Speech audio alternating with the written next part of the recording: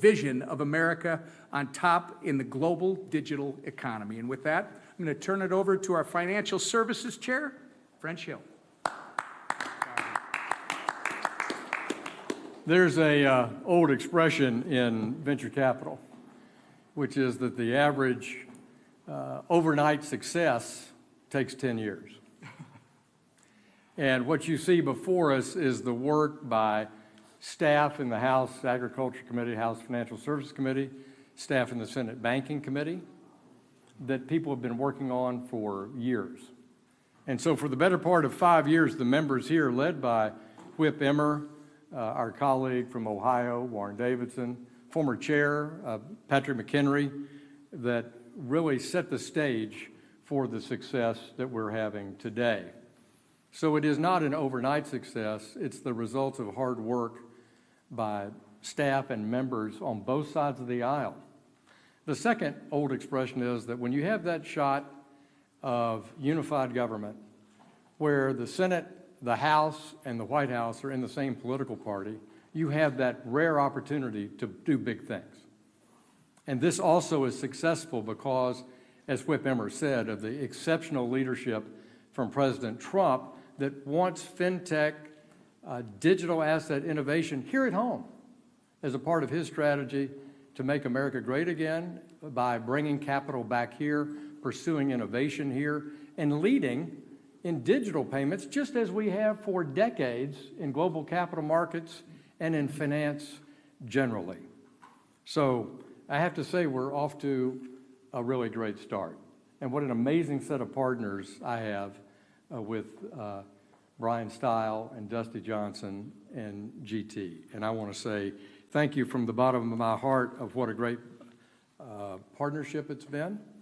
And to my friends over in the Senate, thanks for doing some work. We're so grateful to Tim Scott as the new dynamic leader of the Senate Banking Committee, and my home state Senator John Bozeman, the new chairman of the Senate Agriculture Committee. They've been great partners. And bringing genius over from the Senate, passing it in the House overwhelmingly today, 308 votes. And on clarity, 294 votes. I think the doubters around here, maybe some in this room, need to go back and check your premises of not betting against the team you have up here and the team led by Mike Johnson and Steve Scalise that are going to join us. So I want to thank the Senate, thank my friend from college, Bill Hagerty, for putting together a great bill, finding 68 senators to vote for it. It's hard for the press corps to write the numbers, 6-8 for a vote in the Senate. So Bill delivered, and we have partnered with him to deliver here in the House, and now tomorrow, President Trump gets to sign into law his first of several bills to come that will help make America an incredible leader globally in digital assets. And with that, let me call on my good friend, my partner, my fellow Eagle Scout, G.T. Thompson, Chairman of the Ag Committee. Thanks, Larry. Hey, well, good afternoon and happy Crypto Day. Now, what a way to celebrate passing 3 great crypto bills out of the House of Representatives. And I love it because, you know, the naysayers, the folks that look at our numbers, you know, that place odds, that we're just not going to be able to get anything done. We have proved them wrong over and over and over. And Mr. Whip, we're not done yet, right? We got a long ways to go, but what a great success today. A success for America. You know, America was in the driver's seat and is known for Internet or Web 1.0, the Internet of knowledge. And then came along Internet 2.0, the Internet of things. And of course, you know, that's America. We were at the epicenter of that within the world. But the question was, who was going to have control and have be the center of Web 3.0, the Internet of value? And the competition was steep. It was great.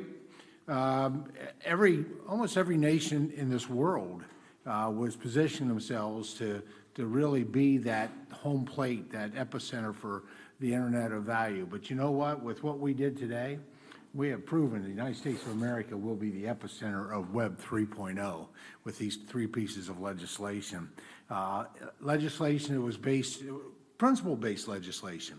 In the Clarity Act, it was based on, number one, was protecting consumers. That's extremely important to do. As somebody come out of healthcare and do no harm, that was important to our committees as we worked on that. But equally important was to provide legislation, a legislative map going forward, a regulatory regime to where we fostered innovation. Because this is not just about Bitcoin or cryptocurrency, this is about blockchain technology. And it's hard, I mean, we can't even imagine, we know what we can do today, but it's hard to imagine what we can do tomorrow over the horizon. But we can do that now with a framework like we've passed today. What a great team to work with, you know, French Hill and Dusty Johnson, Brian Stile, our speaker, leader, whip, and our Democratic colleagues. My thanks on the Agriculture Committee to my ranking member, my agriculture partner, Angie Craig, and Dawn Davis, who was really at the tip of the spear with the subcommittee serving with Dusty, just did a great job. But, you know, we're celebrating right now, but we're not resting. We're not resting. We're looking forward. I mean, and what I see is a bright future for even more and even better. We've got a Senate Ag that's committed to move. In fact, 2 days ago they had a hearing on market structures. We led by a mutual friend, Senator Bozeman. And then the Senate Banking Committee, which is committed to move, led by a fellow a former House member and a good friend to all of us, Tim Scott. And then we do have President Trump, who is committed to bringing our country into the future through the modernizing what really is the financial and technological sectors, and that's what we've done today. So I'll just we'll take a few minutes to celebrate, but then quite frankly, we're going to be right back at it because we got a lot more to do and a lot more wins to put on the board. And I am really pleased to introduce a dear friend of mine. He serves on, he's a leader within our conference, and he serves on the Financial Services Committee well as a subcommittee chair, Brian Stiles. Thanks, Chairman Thompson. An incredibly exciting day, in many ways worth the wait over the number of years that led up to this moment to pass transformative legislation in the House, worth the wait over the past couple days as we got everybody into agreement of how transformative and important this legislation was to be delivered. I read some tweets, probably from some of you in this room, during those debates, and I thought, time and time again, the House Republican Conference is underestimated and we over-deliver. And I think what you saw here today on the House floor, passage of these three critical pieces of legislation, is the House once again delivering for the American people on the promise that the United States will be the leader in Web3. Three critical pieces of legislation. I want to highlight two of them in particular. The bill of stablecoin legislation, the Genius Act that passed the Senate and passed the House just now, will transform stablecoin, payment stablecoin, and dollar-backed stablecoin. It'll do two really important things. One is this can be transformative to make sure that the U.S. dollar remains the world's global reserve currency. And I don't think that should be underestimated, as how significant and transformative this can be in making sure that the U.S. dollar remains the world's dominant currency. The other aspect is this provides true, real, and substantive consumer protections.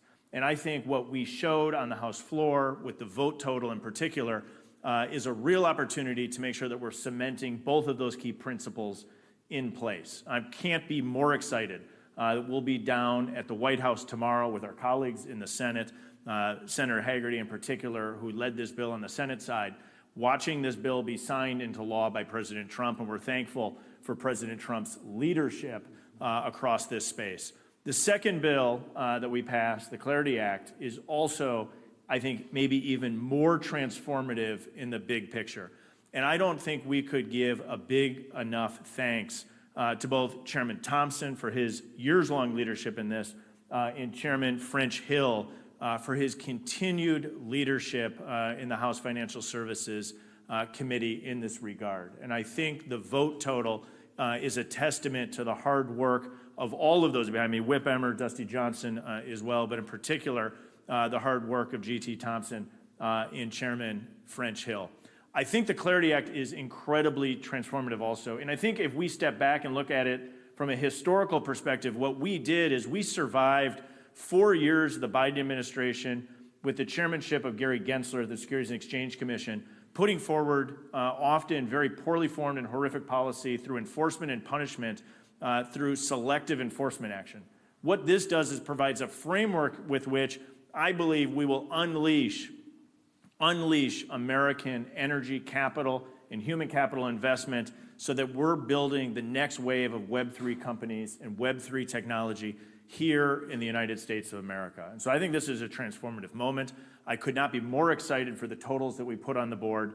And I think the totals that we put on the board, specifically as it relates to Clarity, is a massive statement of the energy that exists in the House of Representatives, that exists in the United States, and it's a call on the United States Senate to pick up this legislation and move quickly, because time is of the essence that the United States maintains its lead in tech dominance, and the Senate moving on this legislation quickly is absolutely essential. So it's a day of celebration. We're back to work, as Chairman Thompson said, and now I have a great honor of introducing truly one of my good friends, Subcommittee Chairman Dusty Johnson from the state of South Dakota.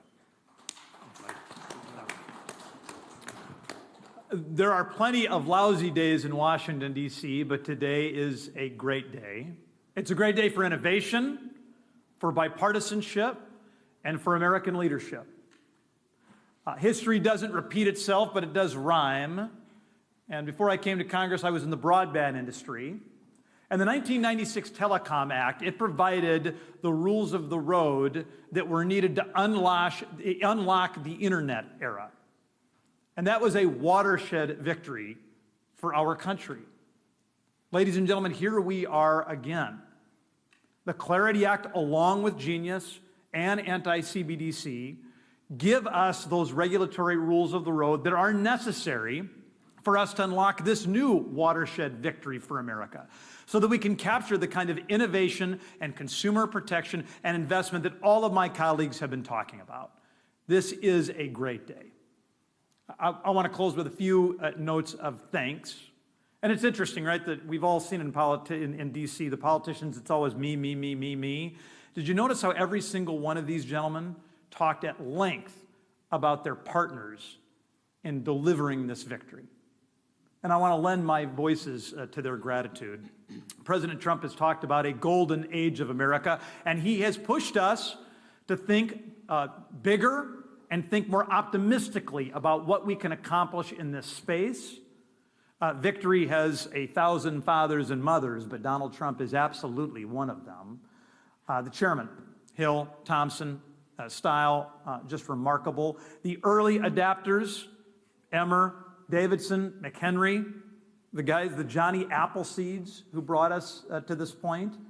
The Democrats, Angie Craig, Don Davis, Richie Torres, Josh Gottheimer, so many others, who understood that they might be they weren't going to be with 200 Democrats when the board was closed, but they knew that they would be with 70 or 80 really far-sighted folks who wanted to work in a bipartisan way. And then finally, I mean, I'm not going to mention all the staff, and it's dangerous to highlight just three, but the three that I've spent the most time with over the last 3 years, those who have taught me, who've helped me to understand the blind spots, those who have patiently provided briefing document after briefing document and legislative draft after legislative draft, and just have been willing to be pushed by me and been willing to push me. I mean, Nick and Paul and Allison are just remarkable professionals.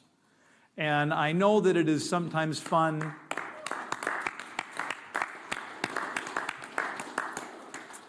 The American people are right to criticize a lot about Washington, D.C., but I got to tell you, they have no idea how good and how decent and how smart the professional staff on both of these committees are, and what a beautiful blessing they are, and what a great day this is for innovation. Thank you. So since the speaker and the leader are not here yet, anybody have any questions for these great leaders? Yes, sir. I remember last year, Chairman Hill, you and I spoke, and you were actually a little bit surprised about the support for FIT 21. And this goes back to something all of you guys have touched on.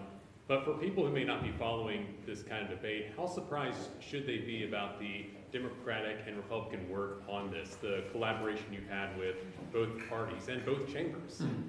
Well, to the staff present and to the members before you today, of course, it's not surprising, because long before the politics of 2024, that I read about in certain publications about crypto, these members and our staffers were in meetings on a bicameral and bipartisan basis, week in, week out, talking about ideas about where does Web3 go? What does financial services built on a blockchain mean?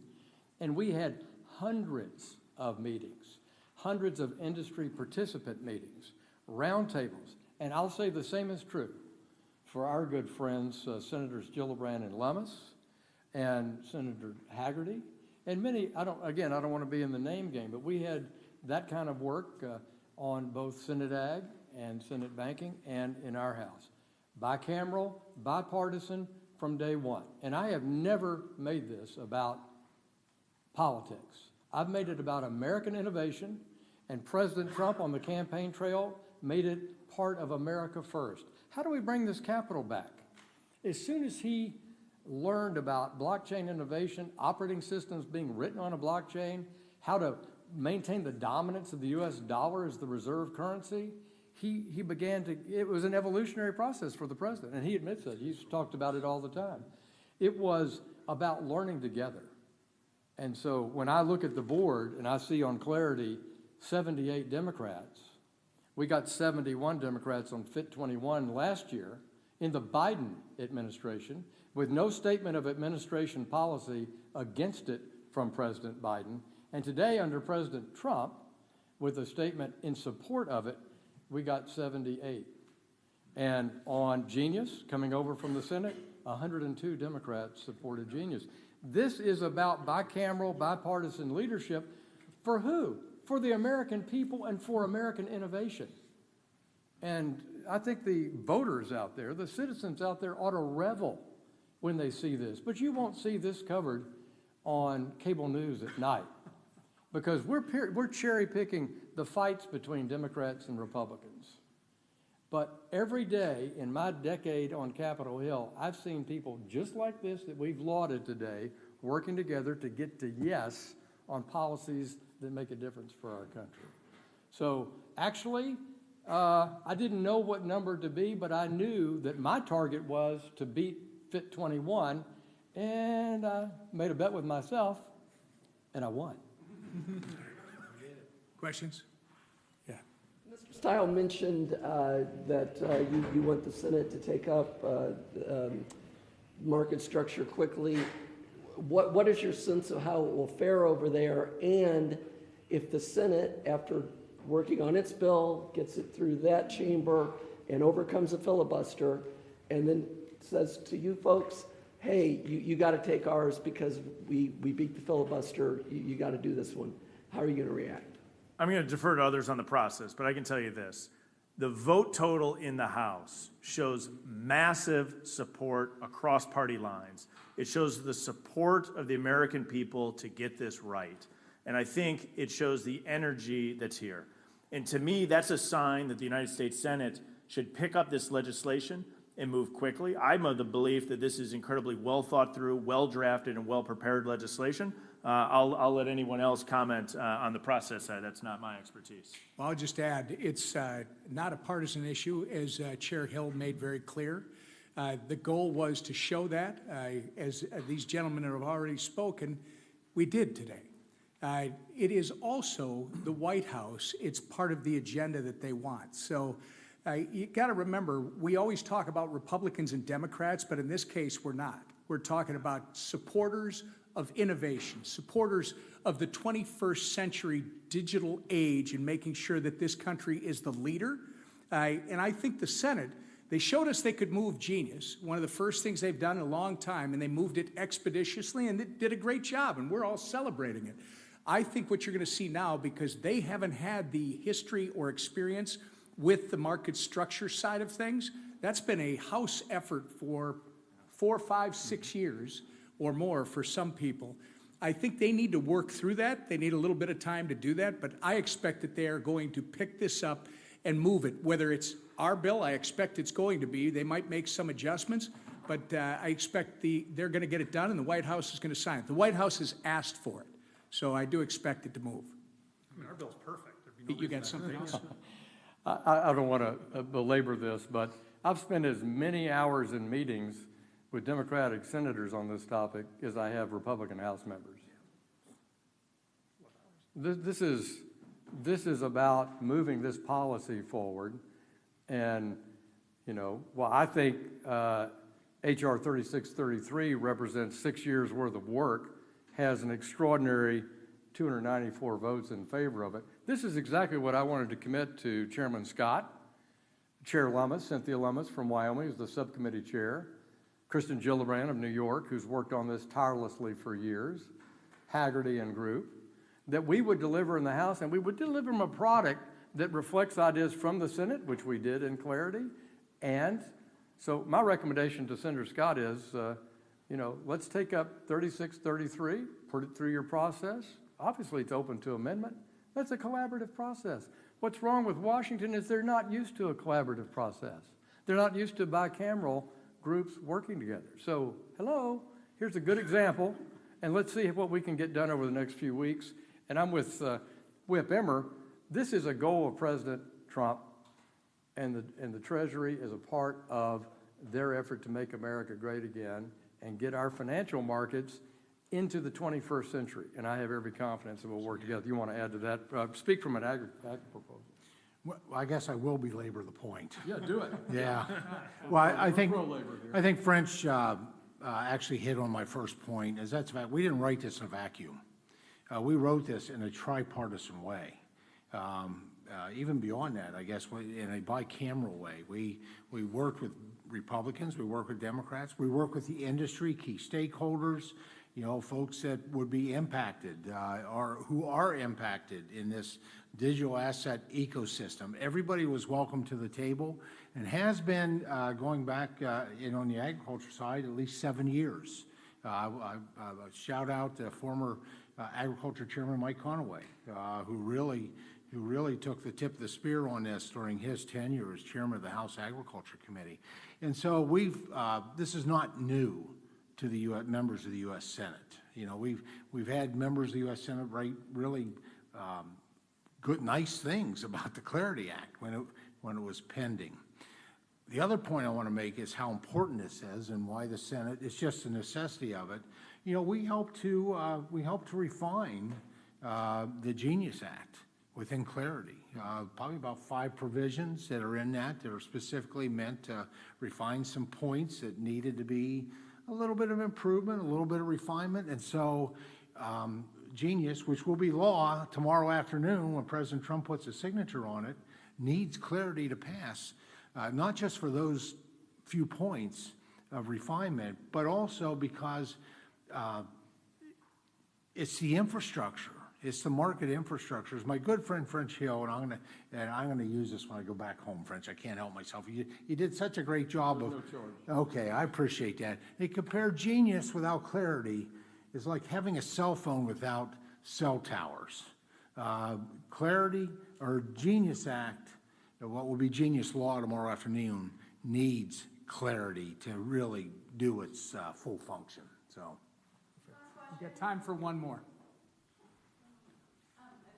Chairman Hill. Actually, two questions related to the Fed. That's only one question. Okay. No, go ahead. One follow-up. Sorry. The second one I think you'll like. He'll take the second one. Then fine, if it's a cafeteria, I'll take the second plate. First of all, the president said yesterday that he would only fire Jerome Powell for cause. Do you think there's any circumstance in which the president could and should fire the Fed chair? As I've said many times, and I'm quoting President Trump and I'm quoting Treasury Secretary Bessent, he's not going to fire Jay Powell, and I don't believe he can fire Jay Powell. Jay Powell's term is up as chairman next spring. President Trump also has a vacancy coming up earlier in the winter that he can add a governor, and I think that's the bottom line. Any concerns about the rhetoric against Jay Powell, what that is doing to the markets? Well, I would be happy to meet with you offline and walk you through Lyndon Johnson's audio tapes from the Oval Office, or Richard Nixon's berating of Arthur Burns, or Ronald Reagan dragging Alan Greenspan into the office and sitting there silently while Jim Baker berates him, but I won't go through that historic premise. Having an independent monetary and an independent Fed created in 1913 by Congress does not mean the organization is not subject to criticism and critique. And so I think that's been a part of American history, certainly since the Truman administration. That's a third one. Related to this piece of legislation, there was concern about the Fed establishing a centralized crypto bank. Those concerns have obviously been voiced.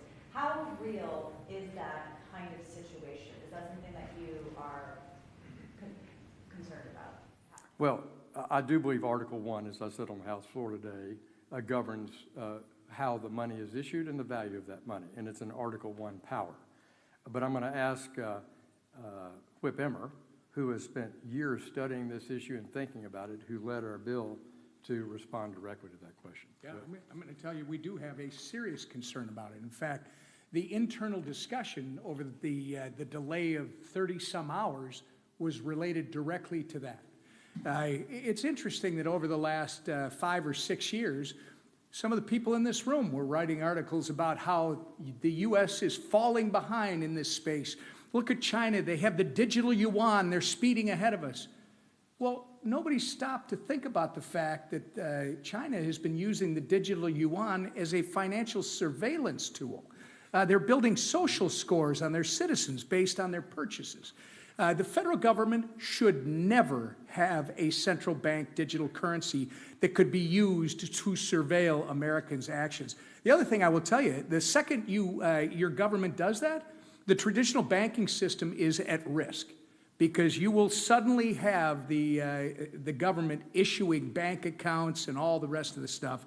That is not an American value. And again, unless and until they can create a central bank digital currency that is open, permissionless, and private with a capital P, it should never be a part of the government's toolbox, ever. Thank you all very much. Thanks.